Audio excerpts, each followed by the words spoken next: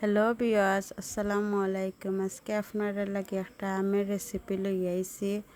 আম দিয়ে আর খইয়া মাছ দিয়ে রানমু। তেল দিলাইলাম, বেশি করে রসুন দিলাম, পেঁয়াজ দিলাম, 1 চামচ হলুদের গুঁড়া দিলাম,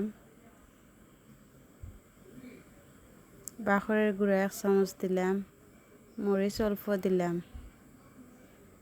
কাটা আম দিলাইলাম,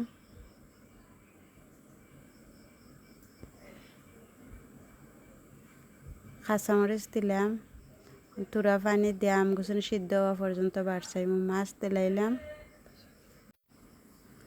লাইরে সাইরে দেয়া দিলাম, বাখরা পাতা দিলাম, ও চুল দিলাইলাম। ওই দেখো আমার তরকারি হয়ে গেছে। ভিডিওটা ভালো লাগলে সকলে সাবস্ক্রাইব করবা প্লিজ। এখন আপনারা পরিবেশন করে দেখাইলাম। দেখো কত সুন্দর টেঙ্গার তরকারি রান্না হয়েছে।